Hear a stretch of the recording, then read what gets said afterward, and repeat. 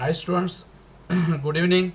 आज हम स्टार्ट करते हैं क्वेश्चन नंबर 4, चैप्टर नंबर 4 का क्वेश्चन नंबर 4, ई बैंकिंग सर्विस। ठीक है, तो बच्चों ई बैंकिंग सर्विस होता क्या है, अब हम स्टार्ट करते हैं।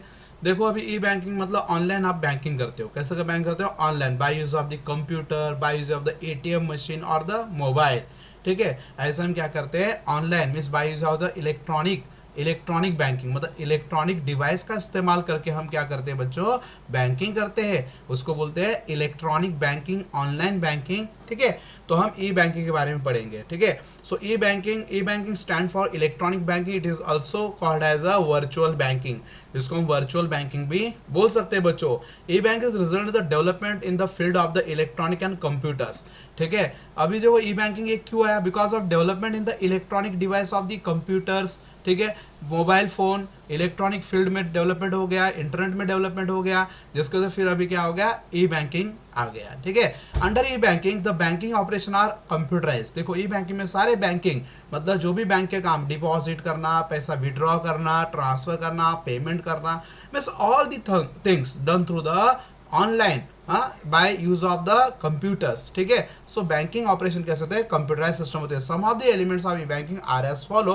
तो देखो, ये जो ई बैंकिंग के एलिमेंट्स क्या है, देखो ई बैंकिंग में क्या क्या होता है, एटीएम मशीन ई बैंकिंग है, इलेक्ट्रॉनिक मशीन है ATM means automated teller machines. उसके बाद देखो नेक्स्ट ई बैंकिंग में क्रेडिट कार्ड आता है, डेबिट कार्ड आता है, इसको हम प्लास्टिक मनी भी बोल सकते हैं बच्चों। फिर उसके बाद आता है आरटीजीएस। आरटीजीएस मतलब क्या, रियल टाइम ग्रॉस सेटलमेंट, ये फंड ट्रांसफर करने के लिए यूज होता है। उसके बाद एनएफटी, वो भी फंड ट्रांसफर है, ऑनलाइन फंड ट्रांसफर। उसके बाद नेक्स्ट है NFT, sorry net and mobile banking, net banking और द मोबाइल बैंकिंग, इस तरह से ई बैंकिंग होता है।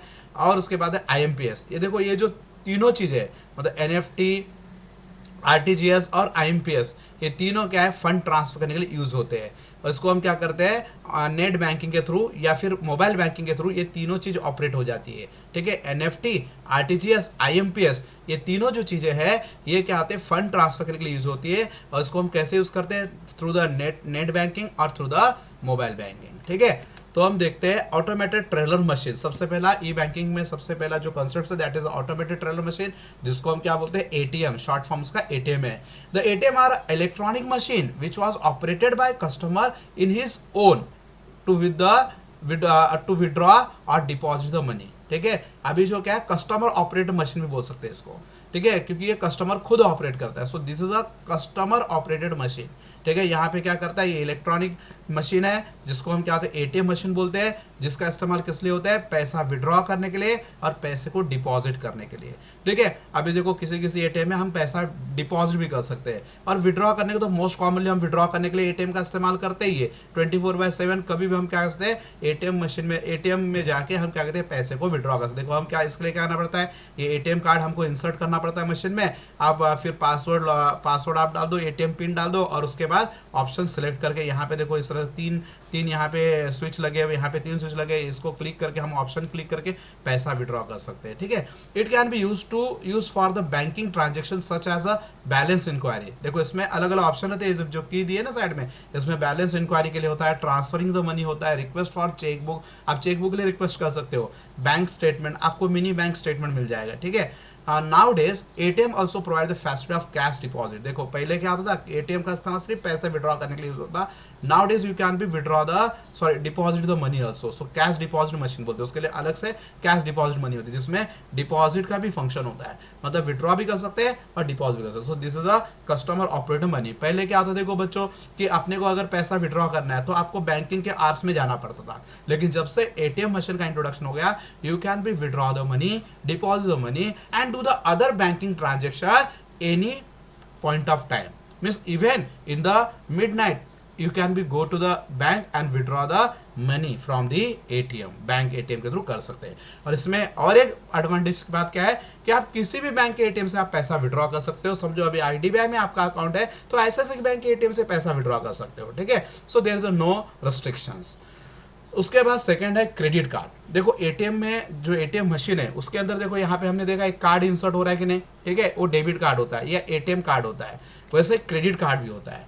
क्रेडिट कार्ड किस लिए यूज होता है, देखो क्रेडिट मतलब उधारी, तो उधारी का कार्ड, तो तो ये जो कार्ड होता है मोस्टली इस कार्ड को इशू करने के लिए आपका बैंक में अकाउंट हो ऐसा जरूरी नहीं है, ठीक है। इसमें आपको अलग से क्रेडिट कार्ड अकाउंट ओपन हो जाता है, ठीक है। So credit card is a payment card. Credit card कैसा कार्ड है? पेमेंट कार्ड है, समझ में, जिससे आप हर टाइप के पेमेंट कर सकते हो उधारी पे। हम देखो अभी मैं समझो किसी मॉल में चला गया, अभी समझो मेरे पास बाजू वाला जो दुकानदार है मेरे रेसिडेंस में रहता है, तो उससे मैं क्या कहता हूँ बच्चों उधार पे ले सकता हूँ, बोलूंगा भाई महीने में पगार होगा मैं तुझे पैसे दे दूंगा। लेकिन अगर समझो मैं बड़े मॉल में चला गया तो मुझे वो पहचानता नहीं पर्सनली, बाजू वाला जो बनिया है वो मेरे को अलाउ कर रहा है कि क्रेडिट देने को, लेकिन कैसा होता है मॉल में मुझे क्रेडिट अवेलेबल नहीं होगा, तो उस टाइम पे मेरे पास क्या आता है ऑप्शन होता है क्रेडिट कार्ड। तो आप जो परचेस करना है मॉल से परचेस कर लो, मतलब डिस्टेंस एरिया पूरे इंडिया में कहीं भी आप जाके परचेस कर लो, उसका पेमेंट कौन करेगा? बैंक करेगा, समझ में। अभी आपको उधारी में मिलेगा, उसका पैसा पेमेंट बैंक करेगा, इन फ्रंट आपको पैसा पे करने की जरूरत नहीं है। जैसे आपको टाइम दिया होता है, जैसे आप देखो बनिया से टाइम मांगते हो ना, मेरा पगार होने के बाद मैं पेमेंट करूंगा, तो वैसे यहाँ पे भी ये जो क्रेडिट कार्ड है आपको टाइम देता है, तो जैसे उसका टाइम आता है वैसे आपको क्या करना है उसका पेमेंट कर देना है। So credit card is a payment card. It is allow the card holder to pay the different transaction he perform. मतलब जो भी वो ट्रांजेक्शन करेगा, मतलब परचेस करेगा, हाँ, या फिर कहीं पे इलेक्ट्रॉनिक बिल पेमेंट करेगा, मोबाइल बिल पेमेंट करेगा, या फिर वो क्या करेगा पेट्रोल डालेगा गाड़ी में, मतलब ऐसा कोई भी काम कर दे, वो जितने भी ट्रांजेक्शन करते हैं सारे काम के पेमेंट्स कौन करता है? यहाँ पे एक कार्ड करता है, इसको बोलते हैं credit card. The issuing bank create the revolving account, ठीक है, उसके लिए अलग से क्या बनाते हैं? एक रिवॉल्विंग डिफरेंट टाइप का अकाउंट बनता है and grant the line of the credit. उनको क्या होता है? एक लिमिट ऑफ क्रेडिट मिल जाती है, समझे। अभी मैंने आपके क्रेडिट लिमिट को देख के, आपकी क्रेडिट स्टैंडिंग को देख के, मतलब आपकी कर्जा लेने की क्षमता को देख के मैंने क्या किया, बैंक ने क्या किया, आपको 1 लाख का क्रेडिट दे दिया क्रेडिट कार्ड में, तो 1 लाख तक आप पेमेंट कर सकते हो। तो आपके जो क्रेडिट लिमिट्स है वो हम क्या करते हैं, आपके क्रेडिट को ध्यान में रख के हम क्या करते हैं, वो लिमिट्स बैंक आपको अलाउ करता है। So credit to the customer और users, card hold credit card offer the convenience to the customer as a customer need not be carry cash. अब इसमें आपको कैश कैरी भी करने की जरूरत नहीं है, और आपके पास कैश नहीं होगा, आपके बैंक अकाउंट में पैसा नहीं है, तो भी आप पेमेंट कर सकते हो। अभी बैंक पेमेंट करेगा और फ्यूचर में आपको बैंक से पैसा देना है। तो डेबिट कार्ड और क्रेडिट कार्ड बच्चों दोनों दिखने में एक जैसा लगते हैं, लेकिन दोनों में डिफरेंट कैसा है? क्रेडिट कार्ड में आपको क्या करना है, पैसा आपको पेमेंट नहीं करना है, बैंक पेमेंट करेगा। तो लेकिन डेबिट कार्ड में आपके अकाउंट से पैसे डेबिट होंगे, डेबिट मतलब माइनस होंगे, वो अभी हम डेबिट कार्ड के बारे में पढ़ते हैं। So most of the bank always offer the debit card as soon as account is open by account holder, ठीक है। अभी जैसे आप बैंक में अकाउंट ओपन करो, आपको बैंक क्या देता है? ये डेबिट कार्ड देता है, ठीक है। डेबिट कार्ड किस लिए देता है? आप एटीएम मशीन में भी इसको ऑपरेट कर सकते हो और कहीं पे पेटीएम पेमेंट भी कर सकते हो, ये भी पेमेंट का ही कार्ड है, इससे हम पेमेंट कर सकते हो, बैंकिंग भी कर सकते हैं। Through the debit card payments and the account amount get deduct from the account holder। देखो through the debit card payments, debit card से अगर पेमेंट्स करोगे the amount get deducted from account holders account, मतलब तुम्हारे account में से पैसा deduct होगा, बैंक पैसा पे नहीं करेगा, ठीक है। Some bank offer the personalised debit and credit card as per the requirement of customer के हिसाब से दोनों टाइप के डेबिट कार्ड और क्रेडिट कार्ड दोनों भी बैंक कभी कभी अलाउ करता है। लेकिन डेबिट कार्ड क्रेडिट कार्ड में फर्क क्या है? क्रेडिट कार्ड में बैंक पेमेंट करता है और डेबिट कार्ड में आपके अकाउंट से पैसे पेड होते हैं। सो डेबिट मतलब क्या होता है? माइनस। बैंक का डेबिट मतलब क्या होता है? Minus, withdraw. तो आपके अकाउंट से पैसे विड्रॉ होंगे, आपको पेमेंट करना है। ये जो कार्ड है ये डिपेंड होता है आपके अकाउंट में कितना बैलेंस है। और डेबिट कार्ड जो है, क्रेडिट कार्ड में कैसा होता है बच्चों, मीन्स डेबिट कार्ड में आपके अकाउंट में पैसे होने चाहिए, आपके अकाउंट में पैसे हो तो आप पेमेंट कर सकते हो, ठीक है। लेकिन क्रेडिट कार्ड में आपके क्रेडिट लिमिट तक पैसे पेमेंट कर सकते हो। यहाँ पे पैसे आपको खुद पेड करने हैं आपके अकाउंट बैलेंस के बेस पे, और यहाँ पे आपको क्रेडिट लिमिट के बेस पे आपको अभी पेमेंट नहीं करना है, bank will be make the payment. So this is a electronic money, इसको हम क्या बोलते हैं? इलेक्ट्रॉनिक मनी भी बोल सकते हैं, प्लास्टिक मनी बोलते हैं, ठीक है बच्चों। तो ये हो गया debit card credit card, both are use to make the payments, to pay the money, दोनों भी पेमेंट्स है, ठीक है। उसके बाद देखो नेक्स्ट है आरटीजीएस। देखो आरटीजीएस, एनएफटी, आईएमपीएस, ये तीन चीज क्या है? ये मोबाइल बैंकिंग के थ्रू किया जाता है और नेट बैंकिंग के थ्रू ये तीनों चीज ऑपरेट होते हैं, ठीक है। सो आरटीजीएस हो गए, एनएफटी हो गए और आईएमपीएस हो गए, ये तीनों के बारे में पढ़ेंगे। ये तीनों है क्या बच्चों? This are the fund transfer. ये क्या? मनी ट्रांसफर है। आप यहाँ से फंड ट्रांसफर करने के लिए आरटीजीएस, एनएफटी और आईएमपीएस का इस्तेमाल करें। तो तीनों भी फंड ट्रांसफर है, तीनों भी मनी ट्रांसफर, लेकिन तीनों में फर्क है।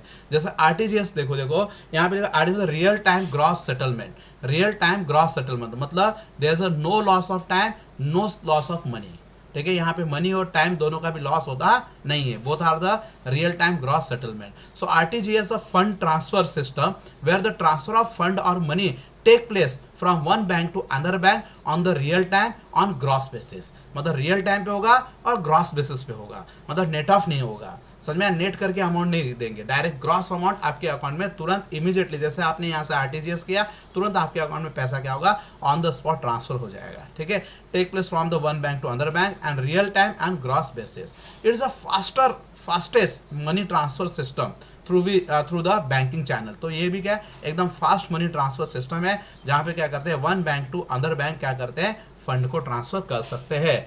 ठीक है, लेकिन ये ग्रॉस बेस पे होता है और रियल टाइम पे होता है। So what is a real time? तो रियल टाइम मतलब कैसा होता है, means payment, real time means payment transaction is not subject to any waiting period.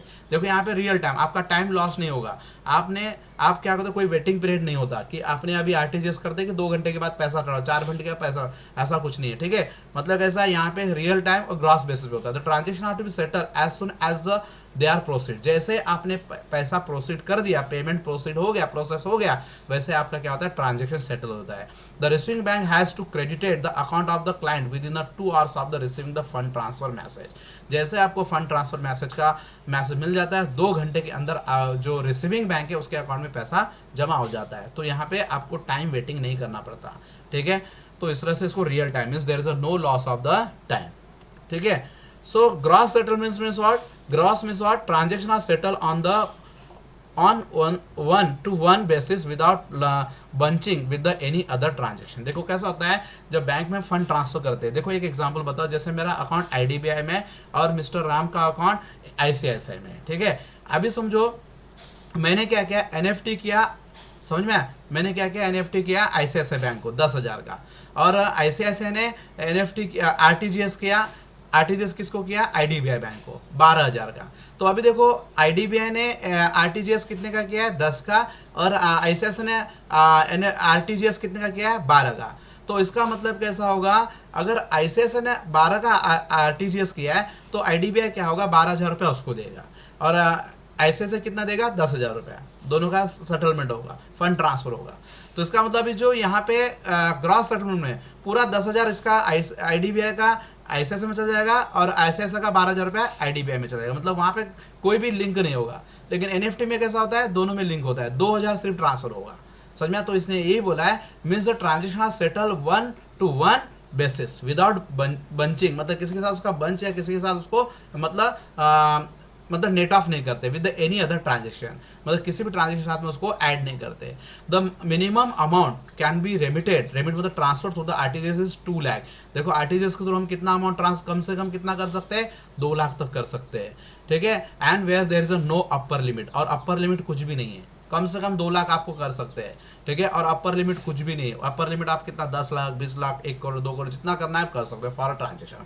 However amount changes from bank to bank, अभी जो लिमिट है ना वो बैंक टू बैंक चेंज होता है, हर एक बैंक की अलग अलग पॉलिसी, उस तरह से क्या होता है ये लिमिट चेंज होता है। समझ में है कि नहीं? तो आरटीजीएस में क्या जरूरी है, मीन्स मिनिमम आपको 2 लाख आप ट्रांसफर कर सकते हो, इमीडिएट ट्रांसफर हो जाता है 2 आवर्स के with in 2 hours, and bank account is mandatory, मतलब आपका बैंक में अकाउंट होना कंपलसरी। ठीक है, उसके बाद NEFT means national electronic fund transfer. देखो एनएफटी मतलब होता है, NFT stand for national electronic fund transfer. Under this system funds are transfer, जैसे आरटीजीएस में फंड ट्रांसफर होता है वैसे एनएफटी में भी बच्चों फंड ट्रांसफर होता है electronic from one branch to another and from one bank to another banks in the countries, मतलब विद इन अ कंट्री में ट्रांसफर होगा। The client has to give the detail of NFT code. ठीक है, आपको NFT code का detail देना होता है to the branch and account number of the beneficiary to whom the money is to be transfer. जैसे NFT code में होता है आईएफसी कोड, ठीक है, जो बैंक का ब्रांच का कोड होता है वो अपने को देना पड़ता है। ठीक है, वो देने से क्या हो जाता है, फिर वो फंड ट्रांसफर उसी अकाउंट के थ्रू होता है, मतलब आपको अकाउंट नंबर देना है और आपको क्या करना है आईएफसी कोड देना है, और उससे क्या होगा आपको फंड ट्रांसफर कर सकते हैं। ठीक है, तो इसमें एनएफसी में मिनिमम आप 1 लाख रुपए ट्रांसफर कर सकते हो। सेटलमेंट ब्रांच बैचेस 30 मिनट्स का उसका बैच टाइम है, 30 मिनट के अंदर जितने भी ट्रांजेक्शन आएंगे उसी टाइम के उतने ट्रांजेक्शन सेट ऑफ हो जाएंगे। Work in the customer permitted, मतलब जहां भी जाओगे जो भी कस्टमर किसी भी बैंक से एनएफटी कर सकता है। ठीक है, so the NFT settlement take place at a particular time during the working hours. देखो वर्किंग आवर्स में आप एनएफटी कर सकते हो। ठीक है, जो बैंकिंग का वर्किंग आवर्स है, for the instance settlement of the fund transfer request in the NFT system is done one half hourly basis. ठीक है, मतलब आधे आधे घंटे में उसका क्या होता है, सेटलमेंट होता है। जैसे आपने फंड ट्रांसफर है तो आधे घंटे के लिए होल्ड पे रहेगा, और आधे घंटे के अंदर जितने भी ट्रांजेक्शन उनको नेट ऑफ किया जाएगा। जैसे मैंने बताया ना, IDBI और ICICI बैंक दोनों के बीच में 10 और एक 12,000 एक 10,000 का ट्रांजेक्शन हो रहा है, तो उसमें नेट ट्रांजेक्शन कितना हो गया, 2,000। तो अभी IDBI को ना ICICI को ना ICICI को IDBI को 10,000 देना है, सिर्फ उसमें से 2,000 एक्सेस है वो सेटल करेंगे। That the 24 hours only early settlement batches run from 8 AM to 7 PM। देखो सुबह 8 बजे से लेकर 7 बजे तक के भी मीन्स 24/7 के NFT के आवर्स भी है। All working days of the week, और पूरे वर्किंग डेज मतलब जितने भी वर्किंग डेज मतलब मंडे टू सैटरडे, मतलब ये वर्किंग डेज में काम होता है। The main difference between the NFT and RTGS that in the case of RTGS transfer done through the gross settlement basis while the NFT is consider the net basis. जैसे मैंने net basis 10,000 उसने transfer किया और ICICI ने 12,000 transfer किया, तो IDBI ने 10 और ICICI ने 12, तो यहाँ पे 12,000 पूरा नहीं आएगा, वहाँ पे 10,000 सिर्फ 2,000 क्या होगा बीच में सेटल करो होगा नेट बेसिस, ठीक है, deferred net basis where the transaction are to be bundle together. यहाँ पे ट्रांजेक्शन को एक ही साथ लाके जो नेट अमाउंट है वो सेटल किया जाता है। ग्रॉस अमाउंट क्या होता है वहीं पे सेटल नहीं होता। ग्रॉस अमाउंट किस में सेटल होता है, मीन्स RTGS में। RTGS में जैसे ICICI ने 12,000 ट्रांसफर किया है तो 12,000 IDBI को मिलेगा, और IDBI ने 10,000 ट्रांसफर किया तो 10,000 क्या होगा, ICICI को मिलेगा। इस तरह से क्या होता है, सेटलमेंट होता है, ठीक है। So here settlement take place 24/7 also. उसके बाद देखो नेक्स्ट हो गया net banking and mobile banking. अभी देखो RTGS हमने पढ़े, ठीक है, RTGS हो गए और NFT पढ़े, समझ में आया। तो RTGS NFT ये जो चीज़ होती है नेट बैंकिंग और मोबाइल बैंकिंग के थ्रू आप कर सकते हो, RTGS एंड मनी ट्रांसफर, और यहाँ से पेमेंट वगैरह सारी बैंकिंग हम ऑनलाइन कर सकते हैं मोबाइल के थ्रू और यहाँ पे नेट बैंक के through. With the introduction of the net banking the client is able to transact the banking operation with the help of the computers, laptop and other gadget, मतलब वो भी जितने भी गैजेट होंगे इलेक्ट्रॉनिक, उसके through आप ये बैंकिंग काम कर सकते हो। The internet banking service enable the client to check the various transactions, facilitate the payment of various things and transferring the fund. देखो यहाँ पे क्या होता है, मीन्स इंटरनेट बैंकिंग के थ्रू हम क्या कर सकते हैं, अपने अकाउंट का बैलेंस चेक कर सकते हैं, कोई भी ट्रांजेक्शन को चेक कर सकते हैं, पेमेंट कर सकते हैं, हाँ, और साथ में फंड ट्रांसफर कर सकते हैं। जो fund transfer RTGS and RTGS NFT और IMPS के थ्रू होता है, वो सब काम यहाँ पे कर सकते हैं। जैसे अभी नेट बैंकिंग को आपको ऑपरेट करना है, दिख रहा है यहाँ पे दो, यहाँ पे सबसे पहले आपने को बैंक के वेबसाइट में जाना होता है, वेबसाइट में जाके आपको यहाँ पे कस्टमर ID डालना पड़ता है। कस्टमर ID को क्लिक करने का फिर यहाँ पे क्या करोगे आप, आपका पिन यहाँ पे डाल दोगे, हाँ, पिन डालोगे, लॉगिन करोगे, उसके बाद क्या होगा, आपका नेट बैंकिंग का क्या होगा, पेज ओपन हो जाएगा, जहाँ पे क्या करना है, फंड ट्रांसफर करना, पेमेंट करना, या बैंक को चेक बैलेंस चेक करना, FD बुक करना, बहुत सारे काम उसके अंदर आप हैंडल कर सकते हो, समझ में। ये होता है नेट बैंकिंग। उसके बाद mobile banking refers to the use of the banking with the help of the mobile phone, मतलब जो काम आप नेट बैंकिंग में कंप्यूटर लैपटॉप के थ्रू कर रहे हैं, वैसे अब यहाँ पे वही काम हम क्या कर रहे हैं, बैंकिंग का काम कैसे कर रहे हैं, मोबाइल के थ्रू कर रहे हैं। The client register with the bank the client register with the bank for this facility and get the unique code for the transaction। देखो अभी क्या होता है, अगर आपको क्या करना है, मोबाइल बैंकिंग चाहिए तो बैंक में जाके आपका मोबाइल नंबर क्या करना है, रजिस्टर करना है, और मोबाइल नंबर रजिस्टर आपके उस मोबाइल नंबर के थ्रू आपको यूनिक कोड सेंड किया जाएगा, उस कोड के थ्रू ट्रांजेक्शन, जिसको OTP बोल सकते हैं, ठीक है, वन टाइम पासवर्ड आपको सेंड किया जाएगा, उसके थ्रू क्या है बैंकिंग कर सकते हैं। The client can be perform the various transaction such as a request for the balance, transfer of a fund, stop the payment, issue of chequebook, मतलब जो आप इंटरनेट बैंकिंग पे कर रहे हो वही काम आप क्या करते हो, मोबाइल बैंकिंग पे भी कर सकते हो, ठीक है, but it is a more convenient than that, ठीक है। अभी लैपटॉप हो गया, कंप्यूटर हो गया, उसको कैरी करना डिफिकल्ट है, तो मोबाइल इजी टू कैरी, आपके पॉकेट में हमेशा रहता है। So any time anywhere you can do the banking through the use of the mobile phone,